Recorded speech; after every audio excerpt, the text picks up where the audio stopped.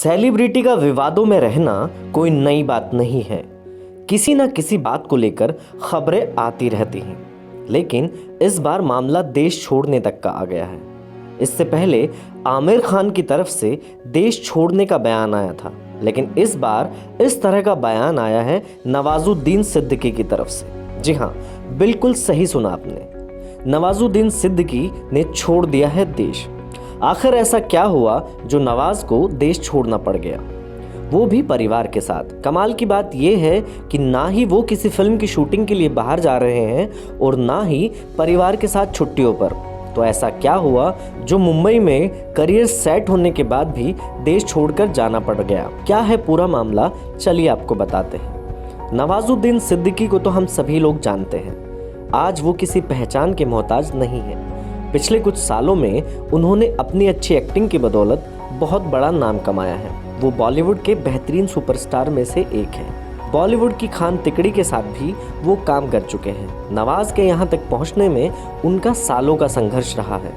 12 साल धक्के खाने के बाद नवाज को पहचान मिली। नवाजुद्दीन की पहली बॉलीवुड फिल्म सरफरोश थी, जिसमें आमिर खान लीड रोल में थे।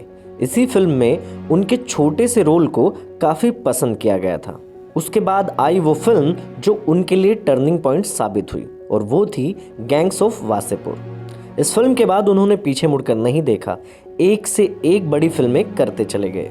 लेकिन अब ऐसा क्या हो गया जो बात देश छोड़ने तक आ गई? पिछले दिनों आपने उनके और उनकी वाइफ के झगड़े के बारे में तो सुना ही होगा।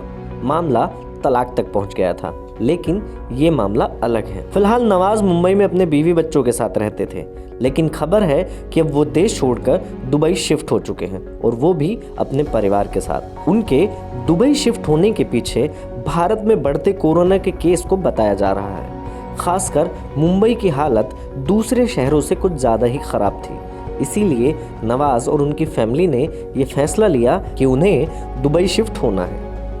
कोरोना के बढ़ते केस को देखकर वो अपने परिवार को लेकर दुबई शिफ्ट हो चुके हैं। उन्होंने बताया कि उन्हें कुछ समझ नहीं आ रहा था, इसीलिए उन्होंने एक कदम उठाया। कोरोना की वजह से ना तो उनकी फिल्मों की शूटिंग हो पा रही थी और ना ही उनके बच्चों की पढ़ाई। इन्हीं सब कारणों के चलते उन्होंने ये फैसला लिया है। उनका कहना है जब तक सब कुछ ठीक नहीं हो जाता है तब तक वो दुबई में ही रहेंगे और बच्चों को भी वहीं के स्कूल में पढ़ाएंगे। चलिए, इतना तो साफ हो ही गया कि वो किसी मजबूरी में नहीं बल्कि अपनी मर्जी से दुबई शिफ्ट हुए हैं। अब ये देखना होगा कि नवाज की अगली फिल्म दर्शकों के सामने कब तक आएगी। अब नवाज का ये डिसीजन परमानेंट है या टेम्परेरी, ये तो वक्त ही बताएगा। आपको नवाज की कौन सी फिल्म पसंद है और आप नवाज के कितने बड़े फैन हैं, और आपका इस घटना पर क्या कहना है, हमें कमेंट करके जरूर बताएं।